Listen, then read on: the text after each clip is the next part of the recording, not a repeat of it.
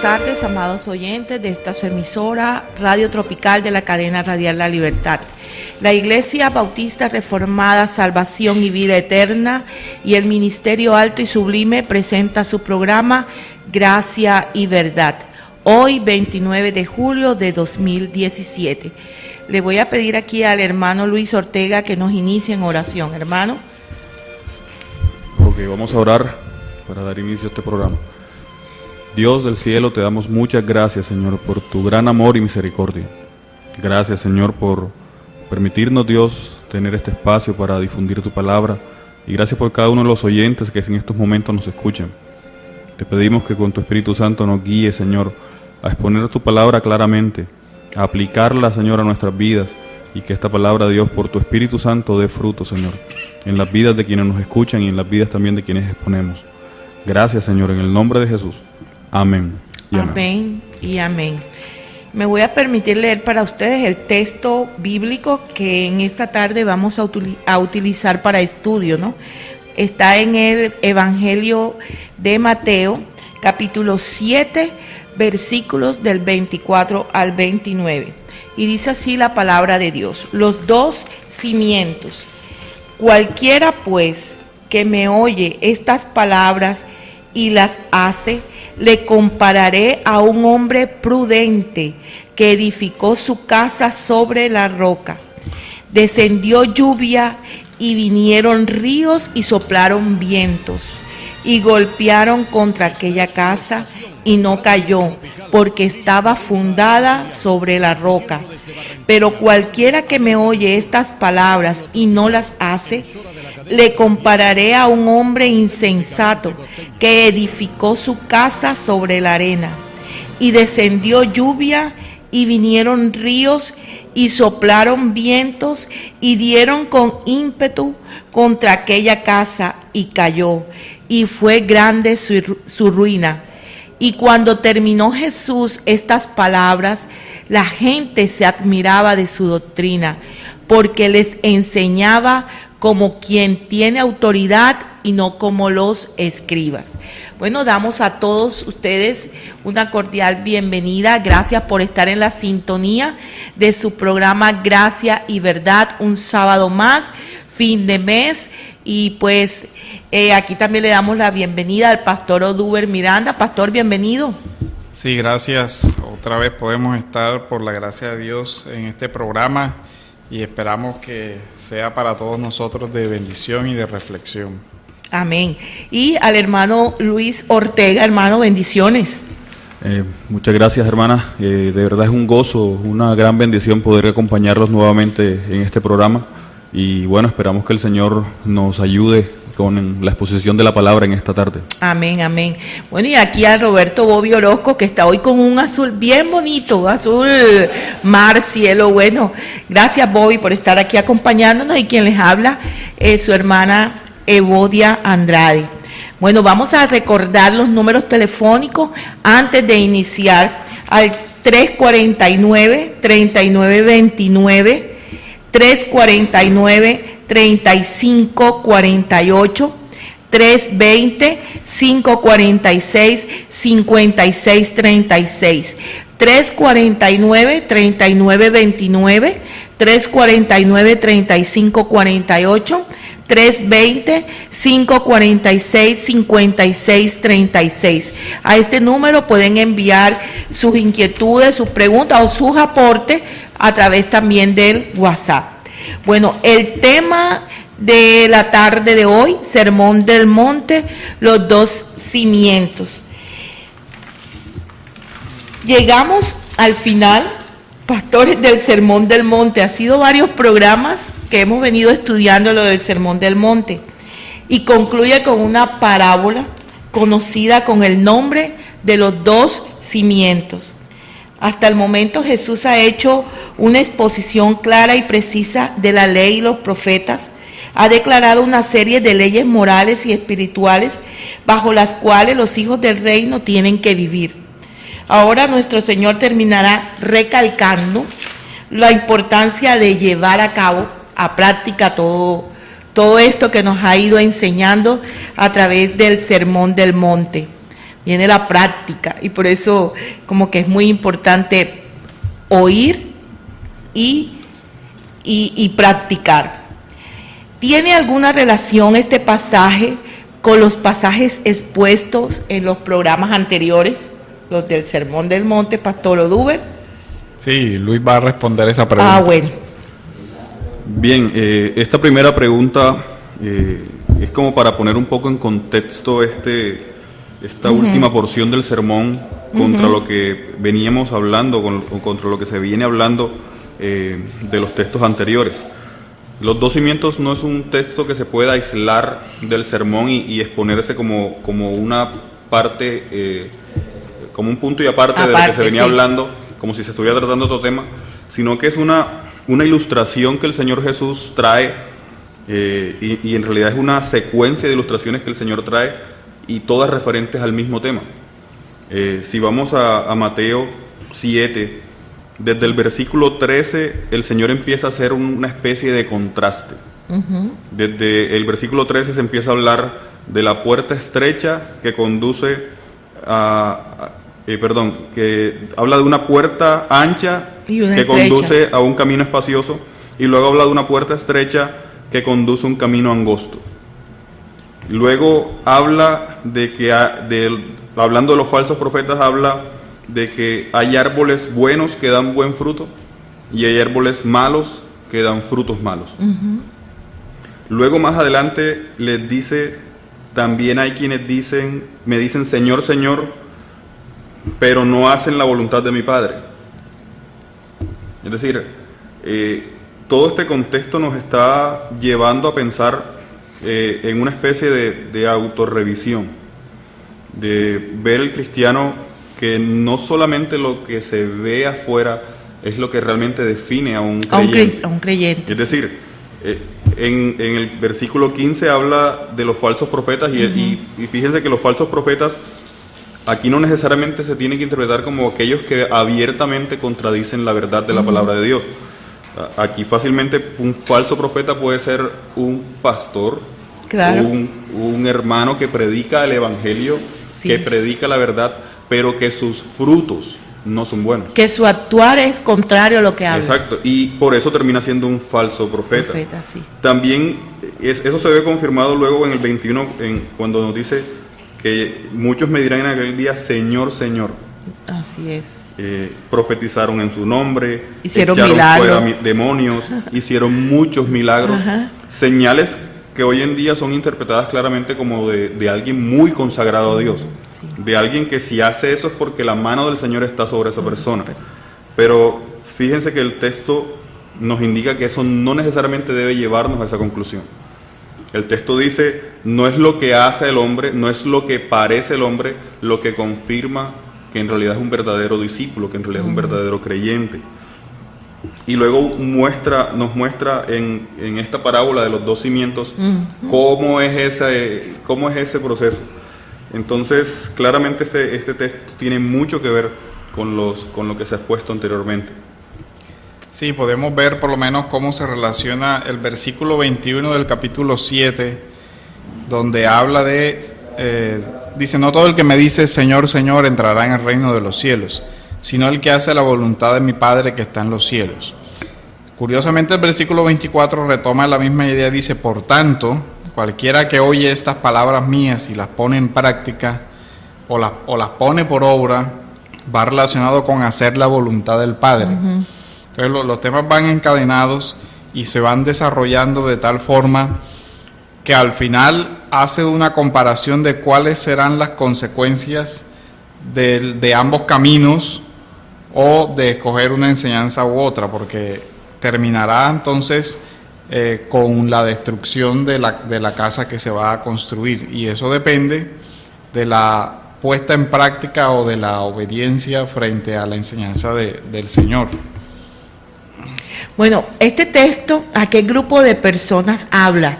¿A la iglesia o al mundo?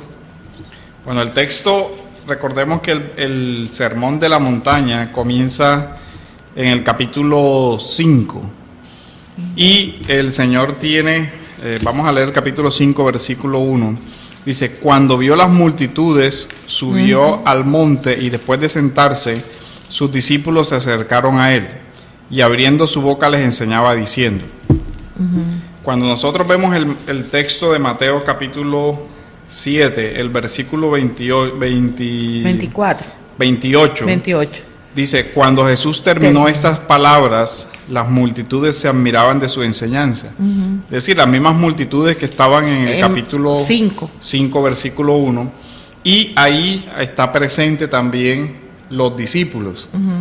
Ahora la pregunta es, ¿cómo se hace la distinción entre discípulo y multitud? Porque en el Evangelio no es lo mismo. Entre discípulo y multitud. Ajá. Son dos figuras que aparecen ahí, son dos escuchas. Ajá.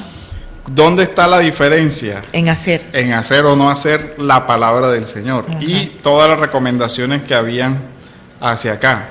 O sea, muchos oyeron la palabra, pero no todos hicieron. Entonces, en esa misma consecuencia, ¿quién sería el hombre prudente y el insensato? El prudente el que lo hace. El que insensato. Hace. Entonces, o se está dentro del ámbito de los discípulos, y si se está dentro del ámbito de los discípulos, entonces eso vendría a ser el sabio que pone por obra lo que el Señor enseña. El resto, entonces, sería, digamos, la multitud que quedaría afuera. Si uno pregunta entonces, ¿a quién le está enseñando Jesús? Uno esperaría que sus discípulos escucharan la palabra de su maestro y obraran.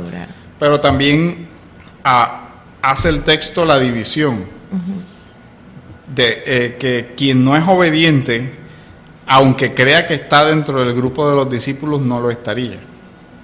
Entonces eso nos permite ver que desde el principio el Señor está instruyendo a sus discípulos, pero de paso también está exhortando a todo el que está presente a que entienda cuáles son las dimensiones de la vida espiritual, de la vida del reino, de las que Él comenzó a hablar en las bienaventuranzas. Entonces nos hace para el discípulo un llamado a la obediencia, para aquel que no es discípulo una llamada entonces a que se confronte con los valores del reino de Dios y se arrepienta. Amén. Dice, ¿a qué palabra se refiere Jesús en el versículo 24? Dice, que me oye, cualquiera pues que me oye estas palabras, ¿a qué palabra se refiere? Esta, como vimos en la conclusión, entonces lo que uno tiene que entender es que desde el capítulo 5 hasta el final es un solo discurso del Señor. Entonces se refiere a todo lo que el Señor ha venido desarrollando desde el capítulo 5, porque uno ve en el versículo 1 del capítulo 8 donde dice, cuando bajó del monte, grandes multitudes le seguían. Entonces ya aquí este es el final de lo que comenzó en el capítulo 5, es decir, desde las bienaventuranzas en adelante. Amén. Hablaba usted ahorita del discípulo y el de la multitud. Ahora, ¿cuál es el rasgo del verdadero discípulo?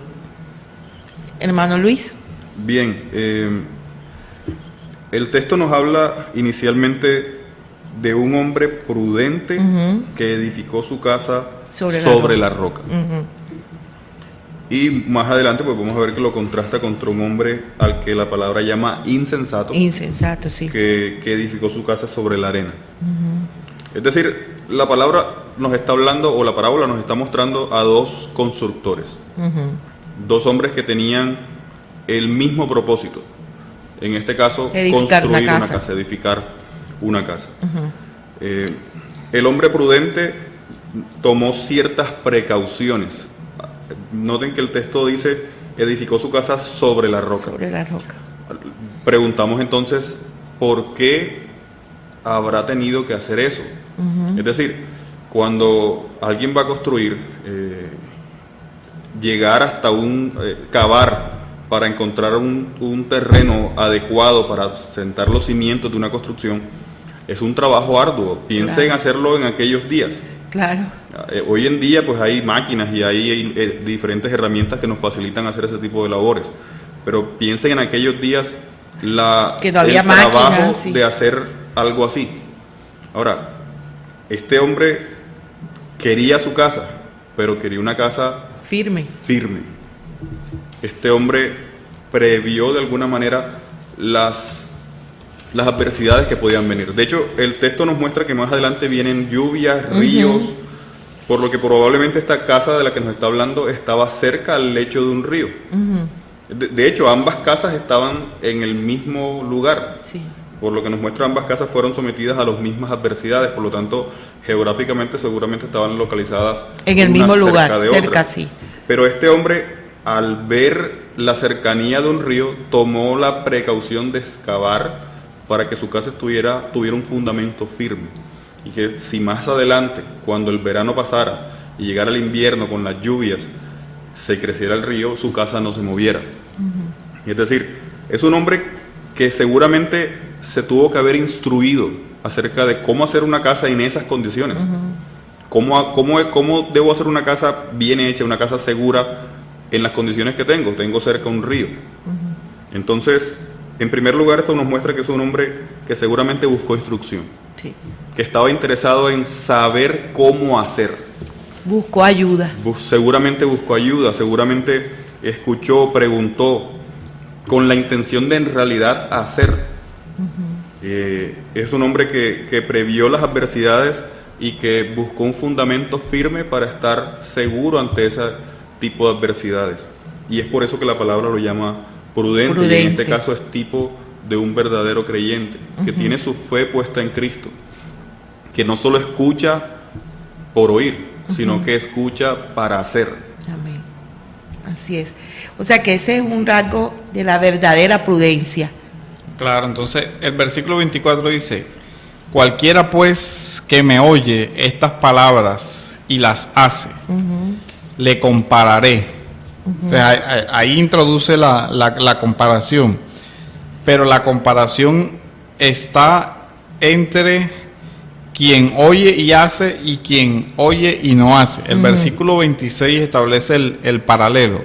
Si leemos el versículo 24, dice: cualquiera pues que me oye estas palabras y las hace, le compararé a un hombre prudente que edificó su casa sobre la roca.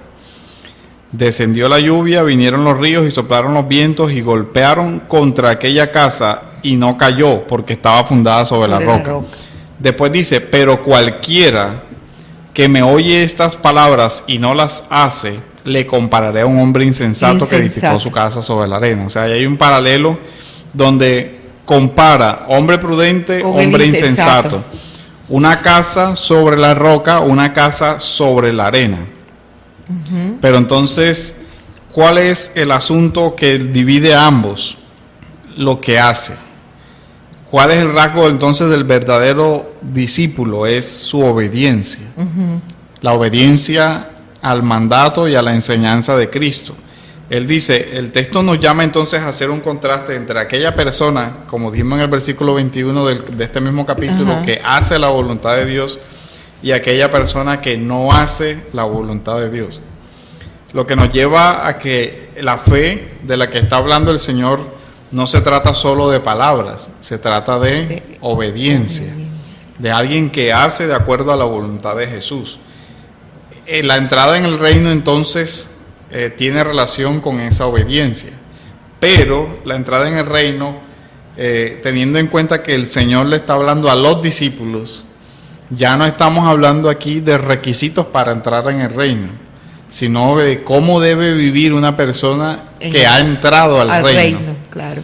Que ha entrado al reino porque ya es discípulo, porque ya ya la llamada a ser discípulos comenzó en los capítulos anteriores, incluso al Sermón del Monte. Es más, cuando el Señor llega al Sermón del Monte ya tiene discípulos que son claramente diferenciables de las multitudes. De las multitudes, claro. Aunque el Señor habla a todos, la recepción que Él espera de sus discípulos es muy diferente a la que esperan de cualquier otra persona. Porque a los que ya están en el reino se les exige una obediencia al rey de ese reino. Entonces, ya aquí el Señor espera que su fe esté acompañada de obras. No quiere decir que por obras se llegue a entrar al reino. Lo que quiere decir es que quien está en el reino debe mostrar su fe por sus obras. Lo que dice Santiago, el apóstol Santiago en el capítulo 2, vienen como una ilustración muy interesante de lo que venimos hablando, porque Santiago comienza a decir la relación entre fe y obras. Nosotros entendemos que obviamente una persona es salva por la fe, sin que haya obras como requisito previo. Pero también entendemos por los versículos que hemos venido estudiando que el árbol se conoce por sus frutos. Es decir, la raíz se muestra por el fruto que da. Si una persona ha sido sacada del reino de las tinieblas y plantada en el reino de Dios, debe dar los frutos que pertenecen al nuevo lugar donde está y a la nueva naturaleza que posee.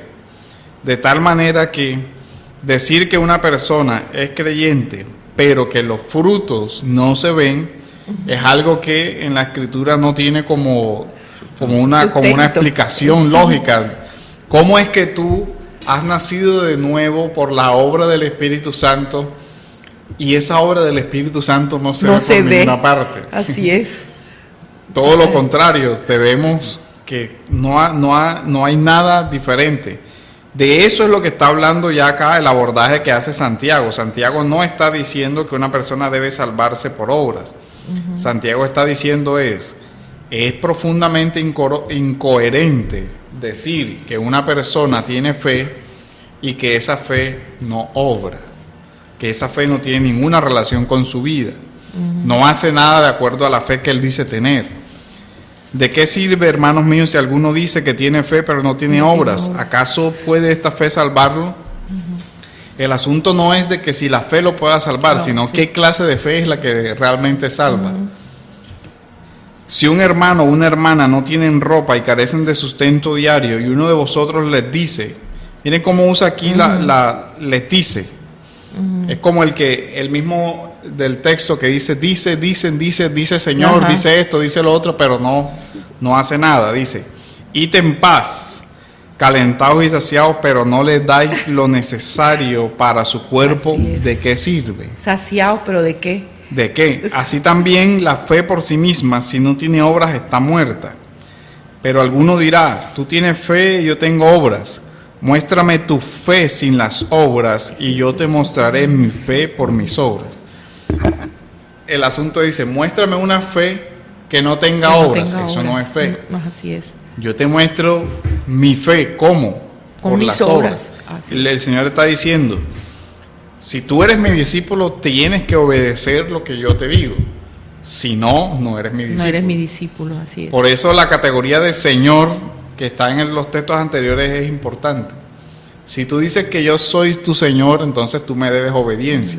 Si no me obedeces, realmente yo no soy tu Señor. Así es. Esa es la lógica sencilla del Evangelio. Dice, ¿quién es discípulo? El que hace lo que su maestro le dice. De lo contrario, no es discípulo. Él sigue todavía en sus propios criterios, en sus propias ideas y en todo lo demás, pero no es discípulo. Y de eso es lo que viene hablando. Lo que viene hablando el Señor es, la fe de la que Él está hablando es aquella que da de comer al hambriento, que hace lo que está de acuerdo al reino de Dios. Sí, yo quería agregar algo más, y es que esta pregunta de por sí ya también trae un contraste. Es decir, si preguntamos cuál es el rasgo del verdadero discípulo, entonces estamos asumiendo que también existen falsos discípulos. Sí. Y obviamente el texto nos muestra ese contraste, nos muestra a un hombre prudente versus un hombre insensato. Sí. Ahora, yo quería hacer una aclaración, y es que muchas veces somos tentados a interpretar de manera muy simple esto y decir, listo, pues el hombre sensato serían los cristianos, los que todos los domingos van a la iglesia, y el hombre imprudente serían pues simplemente los hombres inconversos, los que no van, que viven una vida completamente apartada del Señor. Sí. Pero por eso era que era importante no sacar este texto del contexto en el que está. La Biblia nos viene hablando, por sus frutos los conoceréis, y habla de falsos profetas vestidos de ovejas. Ahora, note que cuando nos da ese pequeño detalle de que son falsos profetas vestidos de ovejas, pues obviamente otra oveja, al ver a esa oveja disfrazada, seguramente no lo iba a notar. puede ser engañada. Puede ser fácilmente engañada. Sí. Es decir, son ovejas disfrazadas dentro del redil, en Amén. este caso. Luego nos habla, nunca os conocí, a partir del capítulo 21, y muestra a hombres que claramente delante de los demás hombres hacían señales y prodigios. Hombres que hoy en día por muchas personas son aclamados como grandes profetas del Señor o grandes siervos del Señor. Y luego cuando nos viene hablando de esto, no tenemos por qué pensar que el Señor cambió de tema. Es otra ilustración acerca de esta misma verdad. De manera que no nos está hablando del contraste entre el creyente y el incrédulo. Sí. Nos está diciendo que en la misma iglesia existe ese contraste, El contraste entre discípulo los y creyentes. multitud, Así es. del que hablábamos hace un rato. Sí. Dentro de la misma iglesia puede existir ese contraste entre discípulo y multitud. O sea, Ahora, que puede haber multitud dentro de... Claro. Y creen que son discípulos. Ah. sí, Ajá. ahora el punto es, esto no es un llamado a empezar a juzgar a los No, hermanos. así es. Al contrario, es un llamado a que nos examinemos a nosotros mismos, Nosotros a ver mismos. de qué lado estamos. Si estoy estamos entre la en el multitud, discípulo o estoy en la multitud. Pero así es. Sí, así es, hermano. Es que el versículo incluso del capítulo 8 sigue diciendo, cuando bajó del monte, grandes multitudes le seguían. Sí. Y en el Evangelio ese es un juego entre si realmente hay un conocimiento personal o la persona hace parte de una multitud. Lo que decía el hermano Luis es importante. Muchos de estas personas seguían a Jesús porque habían visto milagros, porque habían visto algo que les llamó la atención. Así como hoy alguien va a la iglesia porque hay una jornada de milagros o hay una jornada de no sé qué, o le prometen casa, carro y beca y todo lo demás, y ellos van buscando eso. Y porque también ahí dice que se admiraban de su doctrina, o sea, les gustaba lo que él Sí. hablaba, ¿cierto? Pero no tenían a Jesús como el fundamento de su vida. Es que muchas veces, incluso ya en programas anteriores lo hemos dicho, muchas personas se sienten atraídas de pronto por la ética del sermón del monte. Pero es que eso es bueno, no robarás, no te vengarás, no harás esto, no harás lo otro. Pero ellos no relacionan esa enseñanza con Jesús. Ellos creen que una persona simplemente podría hacer lo que está descrito aquí sin una relación personal con Cristo.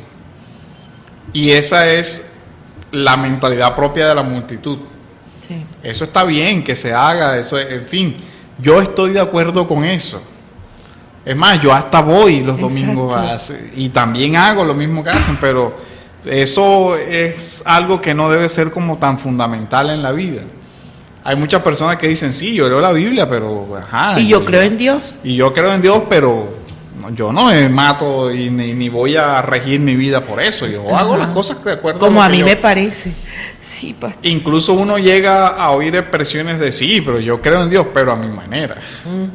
Eso es el rasgo de una multitud. O sea, él sigue, no, sí, yo de lejos, Así es. pero no tiene una comunión que le confronte con una obediencia real a la persona de Jesús y a su enseñanza. Sí, de hecho, en este pasaje ambos hombres querían lo mismo. Ambos querían edificar la casa. Ambos querían un lugar donde vivir. Ambos tenían el mismo objetivo. Por lo tanto, no podemos interpretar que estos dos hombres son hombres con objetivos distintos. Tienen el mismo objetivo. Seguramente son... Y de pronto ninguno de los dos esperaba que la casa se cayera. Claro, hermano. Seguramente. Sí, claro. Ambos están confiados en que conocen la verdad. Ambos están confiados en que son verdaderos creyentes. Y ese es el problema. Ese es el llamado de esto. El llamado a la revisión para ver si estamos autoengañándonos. Exacto.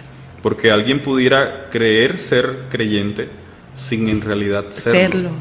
Y no es algo que uno va a producir a punta de querer, porque ya sabemos que es una obra sobrenatural del Señor. Pero hoy todo el mundo quiere paz, todo el mundo quiere gozo. Por el afán y el mundo en el que vivimos, mucha gente seguramente quiere tener armonía, quiere sentirse bien consigo mismo. Mucha gente incluso va a la iglesia porque de alguna manera eso les hace acallar un poco su conciencia, las hace sentirse un poco mejores. Tranquilos. Hoy en día, de alguna manera, se volvió cool ser cristiano y decir cosas bonitas y versículos bíblicos en redes sociales. Asistir a la iglesia hoy no es tan mal visto, al contrario, es como que le suma un punto de virtud a la gente. Entonces, todo lo que nos está hablando se vive mucho hoy. Y muchas de esas personas pueden estar por completo convencidas de que en realidad son discípulos, creyentes. Y que son discípulos. Ahora, el punto es que estas personas están en la iglesia, algunas de pronto hasta sirven en la iglesia, algunas tienen una personalidad que les lleva a moverse y a servir incluso en la iglesia. El punto que nos está pidiendo el mensaje es: ¿dónde está tu fundamento? No te enfoques en lo que haces, no te enfoques en lo que quieres, no te enfoques en que es que yo soy así, porque hay personas incluso que digamos naturalmente no son llevadas a comportarse de manera abiertamente impía. Hay gente, y hay muchos inconversos que moralmente son personas excelentes. Así es. Y son personas que seguramente son atraídas hacia este círculo de creyentes que también muestran una vida moralmente correcta. Uh-huh. El punto es, no es lo que haces, no es lo que quieres, no son tus gustos, no son tus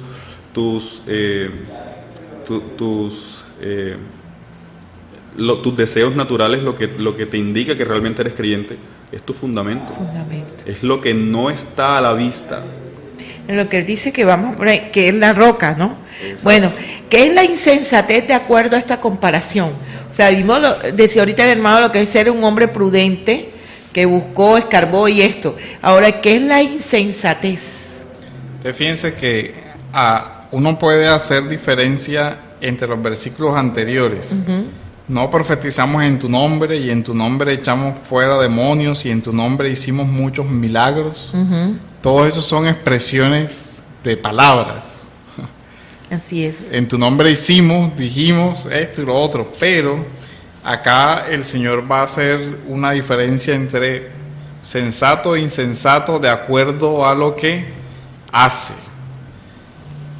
Edificó, ¿cómo lo hizo? Dice: el que oye estas palabras y las hace es un hombre prudente. El que oye estas palabras y no las hace es un hombre insensato. Entonces, el asunto está en el discernimiento a la que nos llama el Señor. El texto gira sobre la obediencia, pero también gira sobre la sabiduría. Ser sabio desde la perspectiva de la Biblia es no se trata solo de una comprensión o de una inteligencia, sino del discernimiento para obrar en cada circunstancia de acuerdo a la voluntad de Dios, de acuerdo a la palabra de Dios.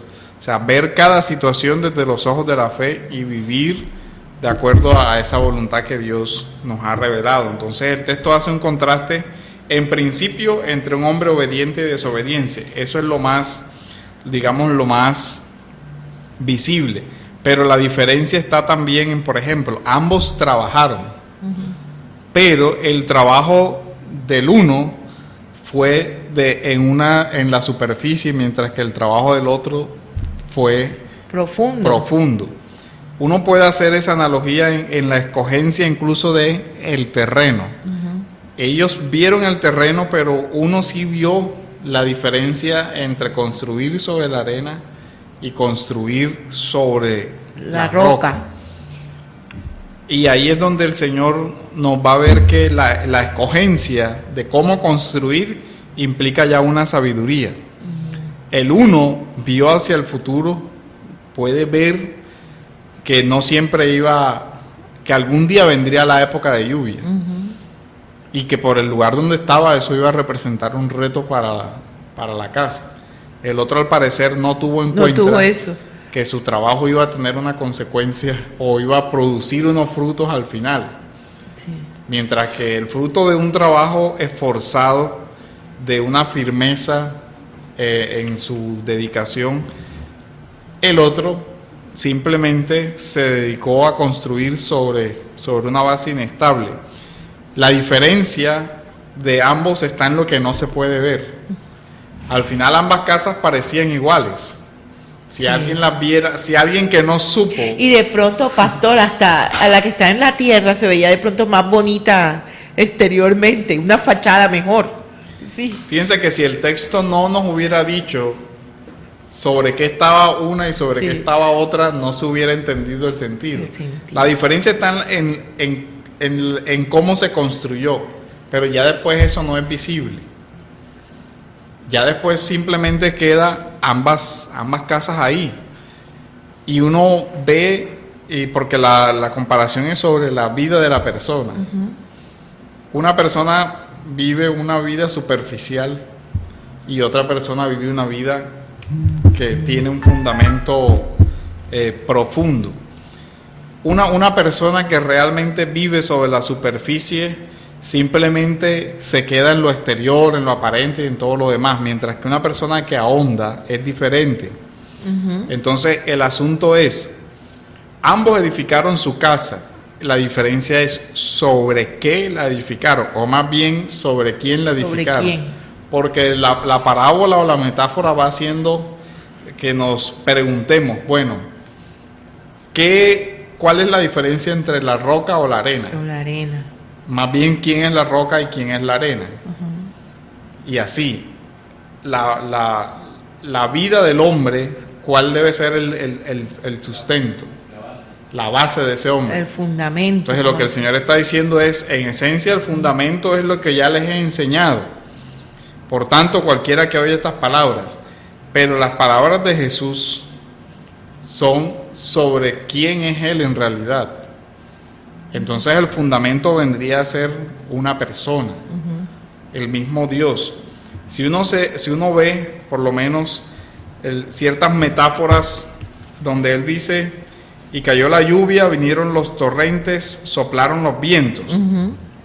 Yo quiero que veamos, por ejemplo, un versículo en Efesios 4 del 14, para que veamos cómo esas metáforas son interesantes y son usadas en otros apartes de la Biblia y nos van dando como claridad sobre de qué es lo que está hablando. El capítulo 4 del versículo 14 del libro de Efesios está hablando sobre la vida en Cristo en todo el contexto. Dice, para que ya no seamos niños sacudidos por las olas, llevados de aquí para allá por cualquier viento de doctrina. Entonces, tempestad, olas o viento de doctrina por la astucia de hombres, por las artimañas engañosas del error. Si nota, por ejemplo, cómo aquí la expresión viento, sí, que aparece también allá, los vientos, también, soplaron los vientos, es una metáfora aquí en Efesios de la mala enseñanza, sí, de los falsos maestros. Sí, porque al tener Igual esa que mala enseñanza, pastor, nos pueden coger y nos llevan para allá y para acá y no se define, ¿cierto? Y aquí hay una comparación entre niño y persona madura. Madura, sí. Dice, ya no seas niño. Fluctuante. Ahora, la imagen es que alguien lo coge de la mano y lo lleva de aquí para allá. Ajá. Que no tiene como una solidez. Es otra forma de la misma metáfora que nosotros tenemos acá cuando él dice una persona que sí tiene un fundamento y que no lo mueven las circunstancias, ni las enseñanzas, ni las falsas apreciaciones, sino que tiene una raíz. Aquí el contraste es como si estos vientos fueran los falsos profetas de lo que habló, en los textos anteriores. Sí. En Judas, la carta de Judas también en el versículo 12, ese es un solo capítulo. También vemos cómo se usa esa apreciación de los vientos. Dice en el versículo 12, estos son escollos ocultos en vuestros ágapes. Y note algo interesante, aquí está hablando de falsos maestros, de personas que se presentan como creyentes. Porque dice, si leemos desde el versículo 11, dice, hay de ellos porque han seguido el camino de Caín y por lucro se lanzaron en el error de Balaán y perecieron en la rebelión de Coré. Tanto Caín como Balaán como Coré aparentaron ser del pueblo, aparentaron estar dentro de los discípulos, dentro del pueblo escogido. Dice, estos, refiriéndose a estos tres, estos son escollos ocultos en vuestros ágapes. O sea, ellos están ahí metidos dentro del pueblo, ocultos, haciéndose pasar Ajá. pero al final sus actos lo terminaron delatando. Claro. Al final del tiempo su vida impía salió a flote. Sale, claro. Sí. Dice, cuando banquetean con vosotros sin temor, apacentándose a sí mismos, son nubes sin agua, llevadas por los vientos. Mire cómo esas metáforas de la Biblia, donde los vientos no es solamente el aire que pasa por arriba, sino que llevados por los vientos. O sea, aquí es otra vez árboles de otoño sin fruto. Sí, notamos la similitud. Claro. Los verdaderos discípulos llevan frutos. Fruto, claro. Dice, si tú eres un árbol sin fruto, eres un árbol que no tiene vida. Que no se ve la vida de Dios obrando en ti. Eres entonces sospechoso de ser un falso creyente, un falso discípulo. Estás dentro de las multitudes creyendo que lo eres. 2 veces muertos y desarraigados. Lo natural de un árbol es que produzca el fruto de acuerdo a su naturaleza. Si no lo hace, la Biblia dice, es como si fueras un árbol muerto. Santiago dice, es como si tuvieras una fe muerta. Eso no existe realmente. No hay una fe que no se vea. Sí. De lo contrario, o sea, no es fe. Entonces, las metáforas del viento está haciendo un contraste entre alguien que se deja llevar por otras palabras que no son las palabras de Cristo. Amén, así es. ¿Qué significado tiene la comparación de Jesús del hombre como una casa? Como una casa. Porque aquí nos compara como con una casa. Sí, es que edificó su casa. Su casa entonces sería una referencia de su propia vida. Ajá. Él edificó su casa, su vida, sobre la enseñanza de Cristo o no sobre la enseñanza de Cristo. ¿Qué tendrá como efecto eso? El final de los días de la casa. ¿Cómo juega eso en el texto? Y todo lo que oyen estas palabras mías y les ponen en práctica será semejante a un hombre insensato que edificó su casa sobre la arena. Cayó la lluvia, vinieron los torrentes, soplaron los vientos y azotaron aquella casa. Note que eso pasa sobre ambas casas. Sobre ambas. La diferencia entonces no está en lo que el hombre enfrenta, no, sino en el fundamento que el hombre tiene. Cayó, después dice el versículo, dice, y cayó la lluvia, vinieron los torrentes, soplaron los vientos y grande fue su destrucción. Entonces la diferencia está desde la metáfora de los 2 caminos, el camino ancho a la destrucción, el camino angosto a la vida. Una casa sin cimiento, destrucción. Una casa con cimiento va a permanecer. Entonces el contraste aquí juega con estabilidad, inestabilidad. O sea, la casa, digamos que ahí no dice nada sobre cómo fue construida, de los materiales, no dice que un material fuera mejor que el otro, no. Dice que un cimiento es diferente del otro. Sí, uno fue sobre roca y el otro sobre arena. Sobre algo sólido, la roca es algo sólido. Sí, así es. De hecho, llama la atención, en este pasaje tiene un paralelo en Lucas 6.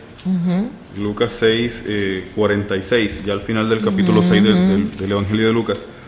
El versículo 48 dice, semejante es al hombre que al edificar una casa, miren lo que dice que hizo, cavó y ahondó. Y puso el fundamento sobre la roca. En Mateo solo se nos dice que puso el fundamento sobre la roca. Aquí nos dice cómo lo hizo. Cavó y ahondó. O sea, se nota una obra muy grande, un trabajo. Una responsabilidad. Sí, porque, como decía usted ahorita, de que en esa época no había esas maquinarias que de pronto hay hoy. Era socavar manualmente y era un trabajo cavó fuerte. Y ahondó y puso el fundamento sobre la roca. Y el otro simplemente hizo su casa sobre la tierra. Ahora, estos son los detalles que nos da el texto. Están relatadas por un testigo que vio desde el principio la construcción. Pero si nosotros llegáramos luego, simplemente veríamos 2 casas levantadas, una muy cerca de otra seguramente. Y al ver las casas, pues no tendríamos evidencia de su fundamento.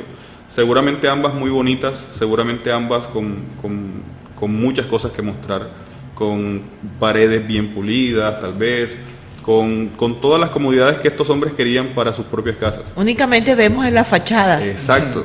Entonces, siendo las casas, digamos, una metáfora de cómo el hombre construye su vida, o de las cosas de las que el hombre se vale para vivir su vida, siendo, digámoslo así, también una especie de metáfora de la cosmovisión de cada uno de ellos. Esto nos muestra que la diferencia no está en lo superficial. La diferencia entre estas dos casas es en lo que no se ve. Y a veces tendemos a pensar que la diferencia debería ser obvia, y no necesariamente es obvia. Ambas casas al final se levantaron, al final se construyeron. El punto es cómo se construyeron. Seguramente incluso la casa que fue fundada sobre la arena se pudo haber levantado mucho antes, mucho más rápido que la otra. Sí. De manera que también eso es un indicativo de que a veces yo quiero hacer esto y lo quiero ya. Sí. Hay muchos creyentes inmaduros con respecto a eso, con respecto a que muchas cosas las quieren ya, y no se toman el trabajo de ahondar en las cosas, de hacer un fundamento sobre la escritura, sobre el uso de los dones de gracia y demás. Eso digamos también es algo que hay que resaltar del texto. ¿Quién es la roca? Fíjense que los cimientos no son visibles, pero dan estructura. Dan la estructura sobre la que se levanta. Y decíamos que la roca es una metáfora de estabilidad, entonces, en la Biblia. Y es una metáfora que se utiliza mucho desde el Antiguo Testamento, desde muchas maneras. En toda la Biblia aparece Cristo mismo y Dios mismo como la roca. Como la roca. Por ejemplo, uno puede notar en Isaías 28:16. En Isaías 28:16 nos va a mostrar el Señor como la roca. Pero antes de pasar ese texto, yo quería leer otro texto que está en 2 de Pedro 2:17, donde, hablando también del tema de los falsos maestros y todo lo demás, decía: estos son manantiales sin agua, bruma impulsada por la tormenta, para quienes está reservada la oscuridad de las tinieblas, pues hablando con arrogancia y vanidad, seducen mediante deseos carnales por sensualidad a los que hace poco escaparon de los que viven en el error. Aquí está hablando del falso maestro, y obviamente está diciendo que ese maestro está en oscuridad, pero lo que caracteriza a ese falso maestro es una vida de arrogancia y de vanidad, y la seducción por medio de la palabra. Y es una imagen que uno encuentra en Mateo también, donde dice: Señor, Señor, en tu nombre hicimos esto, en tu nombre hicimos lo otro, aquí y allá. Realmente una persona que es discípula y que entiende que todo lo que tiene se lo ha dado Dios, no sale con esa arrogancia a sacar credenciales y a decir: mira, yo hice esto, yo trabajé aquí, yo hice esto, esta iglesia la edificamos nosotros hicimos esto y tuvimos esto y hicimos lo otro. Realmente alguien que entiende que Jesús es el que está actuando en su vida, no dice esto lo hice yo. Si uno ve el ejemplo del apóstol Pablo, por lo menos hablando de su ministerio, dice que él hace una lista en Corintios, creo que es donde dice naufragio, esto y lo otro, dice: y he trabajado más que muchos. Pablo aclara: pero no yo, sino la gracia de Dios en mí. O sea, esa es la conciencia del discípulo que dice: esto no es obra mía, yo no construí nada aquí, Dios construyó en mí, y lo que he podido hacer fue gracias a Él. Entonces son las diferencias donde ya se ven síntomas. Cuando una persona en una iglesia dice: es que yo hago esto, es que yo hice esto, es que yo soy mejor que tú porque yo sí hice, yo sí vengo todos los domingos y tú no vienes, yo sí hago esto, yo sí hago lo otro. Dice: pero realmente si lo haces no tiene ningún mérito, eso es lo que debes hacer. Sí. Como la parábola del siervo dice: pero es que si tú lo haces, ¿qué? Si tú eres un siervo, ese es tu que tienes que hacer. Claro. O sea, Es como de bulto que yo diga, miren que yo hago esto en mi trabajo. Sí, pero que a ti te estamos pagando para eso. Para que lo hagas. Ese es tu trabajo, ¿no? ¿Qué mérito tienes? Para eso es que se está contratando. Entonces, esas son como las reflexiones que hay que hacer. En Isaías 28:16. Isaías 28:16 dice: por tanto Jehová el Señor dice así: he aquí yo he puesto en Sión por fundamento una piedra probada, angular, preciosa, de cimiento estable. El que creyere no se apresure.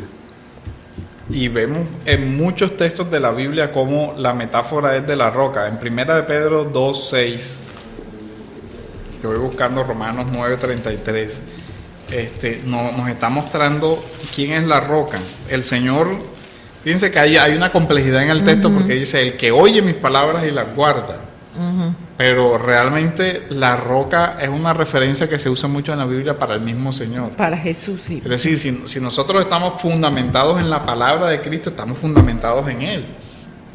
Pero si nosotros no estamos fundamentados en su palabra, no estamos fundamentados en Él.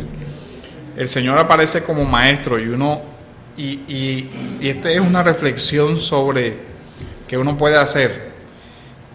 La palabra de Dios es el fundamento del creyente. ¿Cuál es el fundamento de los falsos maestros? Dice que los textos que leímos hablan con sensualidad, engañan, manipulan, hacen una cantidad de cosas, pero no se basan solo en la escritura. Entonces el asunto se convierte en un asunto de autoridad. En el texto de Mateo, al final dice que Jesús enseña con una autoridad distinta a. Sí. Y eso es también y ahora uno puede hacer la metáfora de la casa como iglesia. ¿Cuál debe ser el fundamento de la iglesia? La palabra de Cristo. Amén, así es.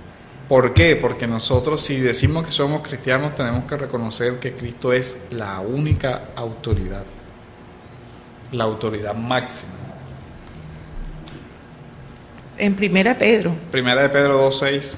1 Pedro 2:6 dice: por lo cual también contiene la escritura: he aquí pongo en Sión la principal piedra del ángulo, escogida, preciosa, y el que creyere en él no será avergonzado. Eso otra vez una referencia a Cristo y a la fe. Entonces, si yo realmente creo, yo soy una persona que tiene un fundamento sobre la roca, es decir, sobre Cristo.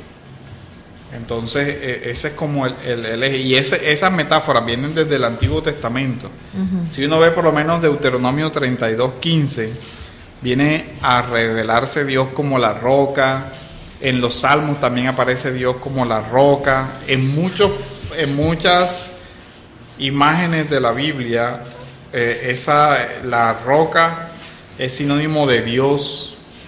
Los Salmos hablan mucho de que el Señor es mi roca, el Señor es mi fortaleza, el Señor es mi sostén. Amén, así Entonces, es. a la luz de todas esas imágenes que ya uno tiene desde todo el Antiguo Testamento, uno puede ver definir quién es la roca. quién es la Jesucristo. roca. Jesucristo entonces se presenta como la roca y su palabra es la que da un cimiento estable y duradero al creyente. Si el creyente no tiene ese fundamento, puede perderse. ¿Ya tienen Deuteronomio? No. Deuteronomio. ¿Cuál estabas buscando? Aquí está Deuteronomio 32:15. Sí. Dice: Hasta pero el- engordó Yesurún y tiró coces, engordaste, te cubriste de grasa. Entonces abandonó al Dios que lo hizo y menospreció la roca de su salvación.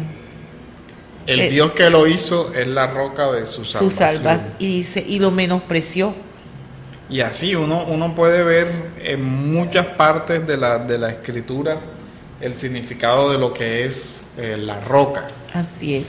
Entonces es interesante cómo en el lenguaje del Señor hay como mucho simbolismo. Y desde el Antiguo Testamento. Claro, no es algo que, No es algo que fue... que el que escuchara no supiera. Exacto, que no supiera. Si eso viene claro.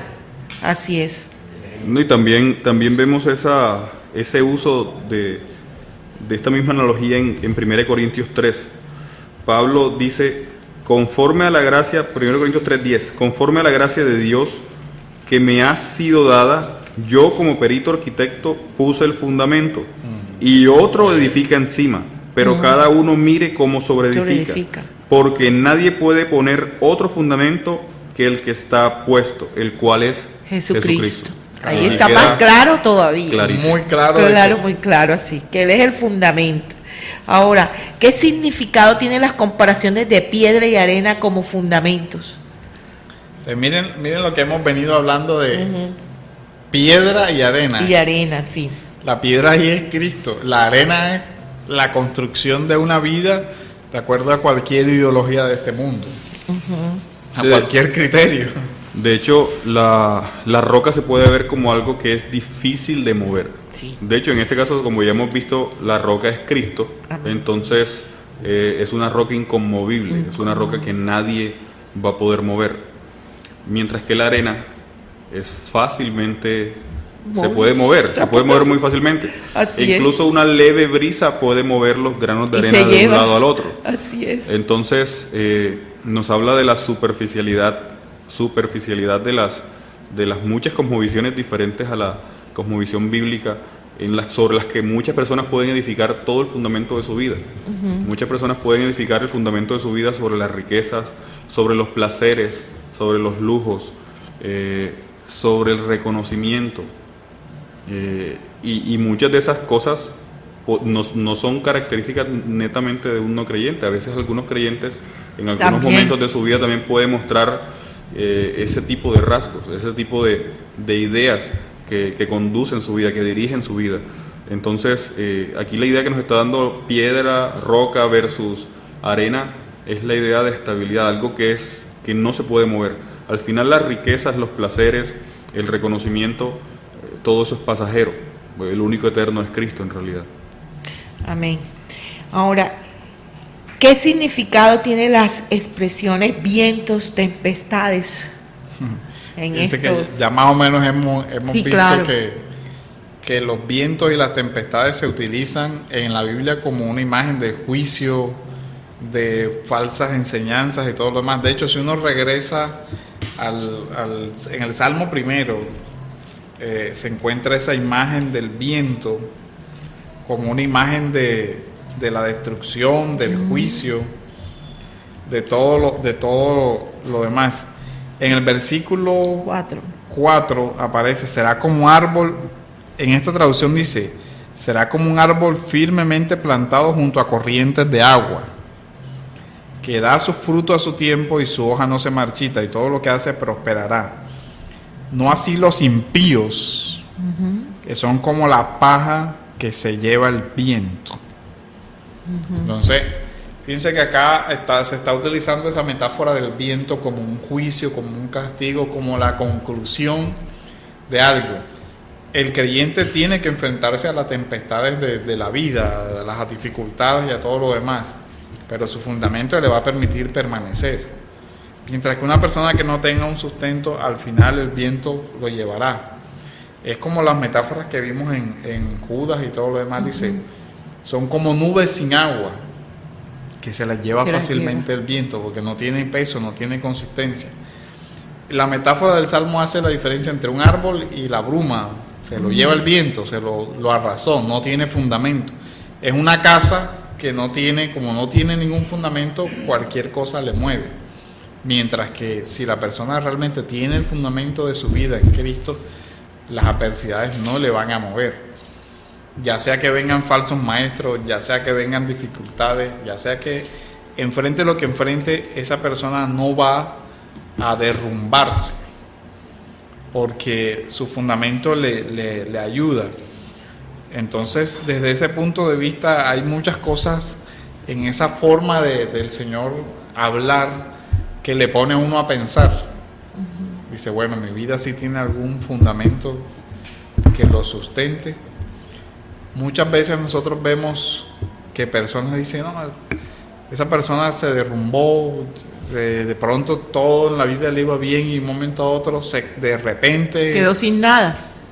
Realmente no fue de repente, fue desde el principio. Fue desde el que construyó sin un fundamento.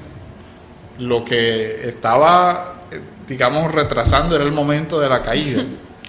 pero cuando uno construye un edificio sin un fundamento, sabe Que se puede caer. que es solo asunto de tiempo antes de que se caiga. Así es. Sí, esto también de alguna manera nos recuerda la parábola del sembrador. Ujú. Yo creo que muchos de los que nos escuchan seguramente conocen también esa parábola. Sí. En Mateo 13 tenemos una versión de esa parábola y nos dice, y les habló muchas cosas por parábolas diciendo, aquí el sembrador salió a sembrar, y mientras sembraba, parte de la semilla cayó junto al camino y vinieron las aves y la comieron. Parte cayó en pedregales donde no había mucha tierra y brotó pronto porque no tenía profundidad de tierra, pero salió el sol, se quemó y porque no tenía raíz se secó. Parte cayó entre espinos y los espinos crecieron y lo ahogaron, pero parte cayó en buena tierra y dio fruto cual al 100, cual al 60 y cual al 30 por uno. Entonces, digamos que esto es lo mismo que aquella imagen de los dos constructores. Ajá. Aquí nos muestran 4 escenarios, Sí. pero al final esos 4 escenarios son la semilla cayendo en buena tierra y la semilla cayendo en tierra En que mala no tierra. era adecuada. Ajá. Es el constructor edificando sobre un buen fundamento y el constructor edificando sobre la arena. Entonces, es bien importante que al final de la historia lo que hace la diferencia no es la casa en sí, sino el fundamento. El fundamento. No es lo bonito de tus obras, no es lo que yo hago, no es lo que tú puedas o seas capaz de hacer lo que va a hacer la diferencia, sino el fundamento que realmente había. Ahora, note que uno de los constructores cavó hasta hallar la piedra, hasta asegurarse de que su fundamento estuviera en contacto con esa piedra. Con esa piedra. Mientras que el otro edificó sobre la arena y la arena Está encima. hacía una separación entre esa casa y la roca realmente. roca.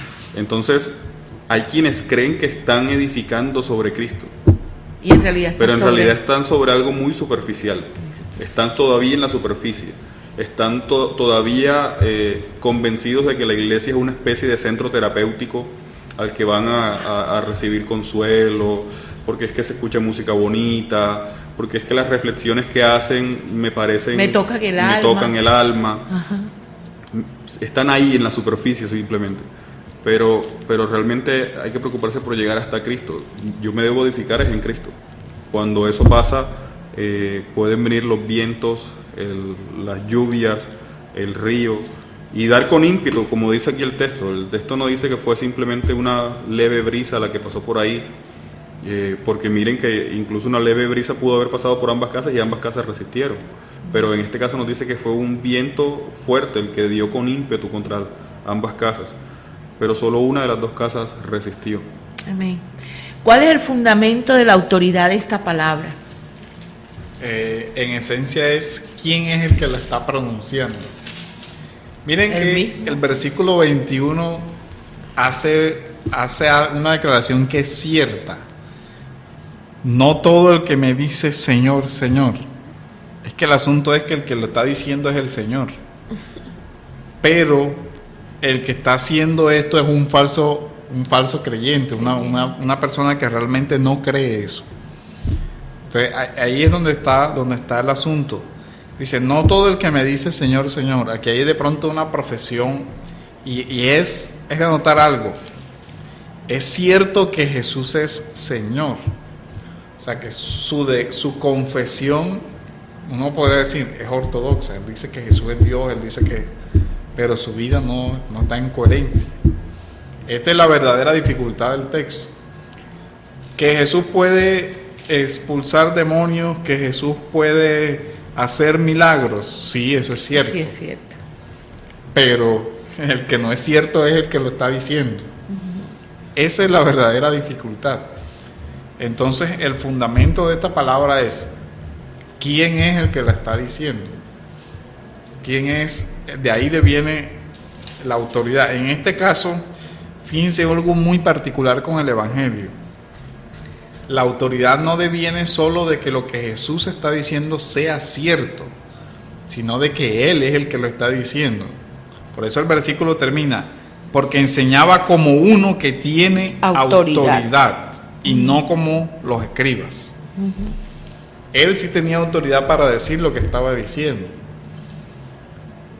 puede que los escribas dijeran algo que era cierto, pero no tenían la misma autoridad de Jesús, porque Él sí era el Señor. Entonces, ahí está una diferencia fundamental. Que el creyente tiene que conocer quién es Jesús. No de lejos como la multitud, sino de verdad de cerca como un discípulo. Y cómo se sabe que obedece ese seguimiento de Cristo y que vive de acuerdo al Evangelio. Sí, con la ayuda de Dios, claro está. Bien, sí, claramente pues para nosotros como creyentes este texto muestra la autoridad de Cristo. De hecho, todo el sermón muestra a Cristo dando digámoslo así, su enseñanza central a todos los que lo seguían. Y digamos que esta pregunta tiene mucha relación con una pregunta que hacíamos al inicio cuando se preguntaba a qué palabras hacía referencia cuando decía cualquiera que me oye estas palabras. Sí. Pues digamos que de manera primaria podemos decir estas palabras son el sermón, lo que va de Mateo 5 a Mateo 7. Pero también sin duda hace referencia a todas las palabras que Cristo pronunció, de manera que ahí se incluían todos los evangelios. Ahora, siendo Cristo Dios y siendo el Espíritu Santo el autor de las Escrituras, entonces también eso se extiende a toda la Escritura. Y es así como nosotros, como creyentes, podemos decir que la Escritura, la Biblia, es nuestra única regla de autoridad, nuestra única y suficiente regla. Y más aún estas palabras pronunciadas por nuestro Señor Jesucristo directamente. Otra cosa que impacta también de todo esto, y digamos que también es para tenerlo en cuenta, es que el Señor aquí en Mateo 7, del 24 en adelante al 27, nos está mostrando una parábola.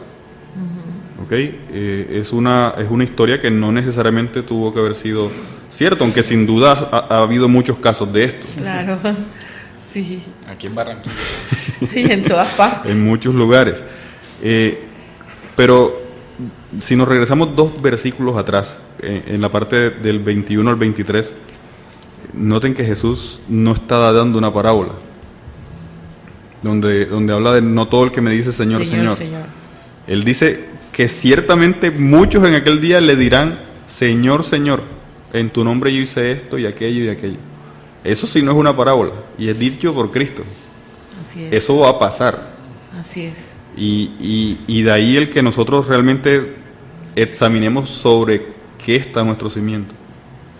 Por eso el llamado al autoexamen. Jesús ya ha dado todo su sermón, el Señor ha mostrado quiénes son los habitantes de ese reino, ha mostrado la manera en que esas bienaventuranzas que vimos en el capítulo 5 se aplican en diversas situaciones, y llegado al capítulo 7 les dice, bueno, hay 2 caminos, ¿por cuál quieres caminar? ¿Quieres simplemente oír y no hacer, o quieres realmente hacer lo que estás oyendo que estoy diciendo? ¿Realmente soy tu Señor, que obedeces lo que yo te mando a hacer, o simplemente soy para ti un profeta más, un predicador más, al que simplemente escuchas sin que estés realmente comprometido a obedecer? Realmente estás fundamentado en la roca que soy, Cristo. Exacto. Está el punto de, ¿quieres hacer tu casa, quieres ahondar de tal manera que tu casa quede permanentemente arraigada sobre esta roca? ¿O prefieres estar aquí un rato y de pronto si más adelante no te gusta, haz tu casa en otra parte, y de repente si no te gusta la quieres mover a otro lugar? Así es. Esa es la reflexión. Bueno, pero ¿por qué 2 clases de constructores? El prudente y el insensato. ¿Por qué 2 clases de constructores? Yo pienso que ahí el texto hace una referencia, es como una referencia entre discípulo y multitud, pero además entre el otro grupo que estaba escuchando ahí, que había sido mencionado tangencialmente como contrario a las enseñanzas del Señor, y son los escribas. Dice, y no como los escribas.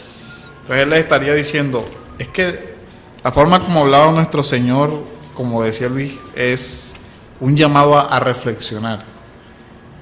Si yo soy un escriba que está escuchando eso, yo debería pensar, miércoles, el asunto es conmigo. Sí. ¿Qué es lo que está diciendo él? Que yo tengo una vida que realmente no tiene el fundamento que yo creo que tiene. O sea, él me está diciendo que yo todo este tiempo he estado construyendo un castillo en el aire que al final lo que va es a la destrucción. ¿Será que yo entro dentro de la categoría de aquellos que no van a soportar el día de la prueba? De aquellos que no van de cuando sean probados por fuego no van a pasar. O sea, eso es todo lo que uno tiene que comenzar a preguntarse. Todos los que estaban ahí, incluyendo los discípulos, debieron cuestionarse muchas cosas. ¿Hemos realmente entendido a qué es lo que el Señor nos está llamando?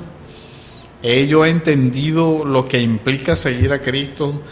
Y realmente si mi vida está dispuesta a rendirse de forma radical a su voluntad y no a la mía. O sea, hay muchas cosas que uno tiene que comenzar a evaluar y saber que ahí hay una certeza que el Señor está anunciando. Para todos vendrá ese día de la prueba, porque la metáfora es ambos. En el versículo 25 dice que sobre la casa construida sobre la roca cayó la lluvia, vinieron los torrentes, soplaron los vientos, azotaron aquella casa, pero no se cayó. A todos nos va a pasar eso. Dificultades, falsos maestros, persecución, dificultades económicas, todo. O sea, ninguna de las dos casas está exento de toda la inclemencia de vivir en un mundo caído. Entonces el día de la prueba va a llegar para ambos. La diferencia es, ¿permanecerá? ¿Cuál será el resultado? ¿Permanecerá o no permanecerá? Miren que las iguales pruebas aparecen para uno y para otro. Todo el que oye estas palabras mías y no las pone en práctica será semejante a un hombre insensato que edificó su casa sobre la arena, dice. Y cayó la lluvia, vinieron los torrentes, soplaron los vientos y azotaron y cayó. Y grande fue su destrucción o grande fue su ruina. Entonces lo que uno debe preguntarse es, al final de mi vida, cuando el Señor vuelva. Mi casa permanecerá o se derrumbará, o estaremos frente a una gran destrucción. O sea, aquí el texto nos pone ya hasta el final. Sí. Cuando el Señor vuelva, probará los cimientos de cada una de nuestras vidas, y ahí es donde se va a ver. Posiblemente una persona podría permanecer en la iglesia muchos años, viviendo una vida moral y en fin, o sea, ahí. Pero algún día tiene que pensar que su vida va a ser examinada por alguien al que él no va a poder engañar, por alguien que ha seguido paso a paso, y por alguien que sí tiene la capacidad de ver el corazón, el cimiento, lo que está dentro. Nosotros podemos evaluar la conducta de muchas personas y creer, pero emitir un juicio errado, un juicio sobre la superficie. Hizo esto, no da indicios de esto, o hizo esto, da indicios de lo otro. Pero solamente Jesús conoce el corazón de las personas, y por Él es que nosotros vamos a ser examinados. Así que la idea no es comenzar a ser detectives mirando qué, sino a mirar mi vida como discípulo, cómo la estoy asumiendo, y comenzar a mirar el fundamento y a mirar cómo estoy construyendo mi propia vida delante de Dios, porque algún día voy a ser evaluado de acuerdo a eso. Bueno, pero antes, porque ya casi ahorita se nos agota el tiempo, vamos a hacer los anuncios de la iglesia. Los servicios de la Iglesia Bautista Reformada Salvación y Vida Eterna, mañana domingo desde las 9:30 de la mañana, carrera 53, número 5977, local 1. Repito la dirección, carrera 53, número 5977, local 1. Mañana desde las 9:30 de la mañana. Los días miércoles, servicio de oración y estudio bíblico. Se está estudiando el libro de Isaías. El horario es a las 7 de la noche. Los días miércoles, 7 de la noche. Los días martes, jueves y domingo, Los días martes y jueves es a las 7 de la noche. Los discipulados, Estudio Confesión de Fe Bautista de Londres de 1689. Y el día domingo es a partir de las 2 de la tarde, pero mañana domingo no está el discipulado, sino para el próximo domingo, y se comienzan ahora el martes, que es 1 de agosto, martes y jueves a las 7 de la noche, en la dirección que anotamos, carrera 53 59 77, local 1. Y si te queda de pronto lejos de tu casa, también te invitamos a la Iglesia Bautista Reformada Comunidad de Gracia en Las Moras. Está ubicada en la carrera 22, número 6076, Colegio Comunitario Las Moras. Allá el horario del servicio dominical es a partir de las 8 de la mañana. Los días miércoles a las 7 de la mañana hay un servicio, y el discipulado que se está estudiando la Confesión de Fe Bautista de Londres de 1689, o sea, 2 sitios, carrera 53 59 77 y carrera 22 60 76, Colegio Comunitario Las Moras. Este programa también lo puedes ver a través de las redes sociales, YouTube, entrando Alto y Sublime, y vas a ver este programa y todos los programas anteriores sobre esto del Sermón del Monte, porque este sería el último programa del Sermón del Monte. Y también puedes entrar marcando o escribiendo Iglesia Bautista Reformada Salvación y Vida Eterna, y puedes ver los sermones que se hacen en la iglesia, los estudios de la escuela dominical, y así puedes conocer la doctrina de nuestra iglesia. Bueno, pues le voy a pedir a los hermanitos para que saque pues la conclusión de este tema. Bien, en primer lugar, yo creo que ya lo hemos mencionado en varias oportunidades. Esta última sección del sermón es como el Señor diciéndonos: ya escuchaste mi enseñanza,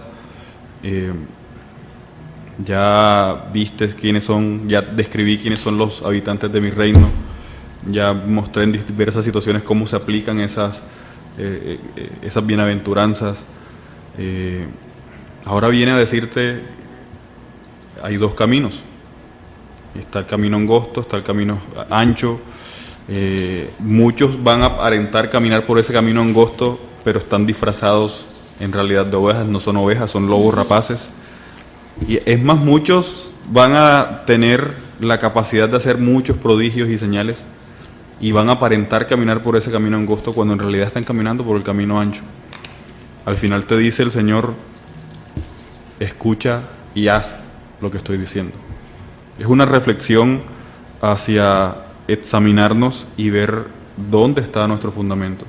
Si nos estamos poniendo más énfasis sobre las obras, sobre las actividades, sobre algo más que no sea el Señor. Es el llamado principal de esta sección, el reflexionar continuamente, no solo hoy, continuamente en nuestras vidas, sobre si Cristo es realmente nuestro fundamento. Noten que al final de todo el sermón, las multitudes que lo oyeron se asombraron.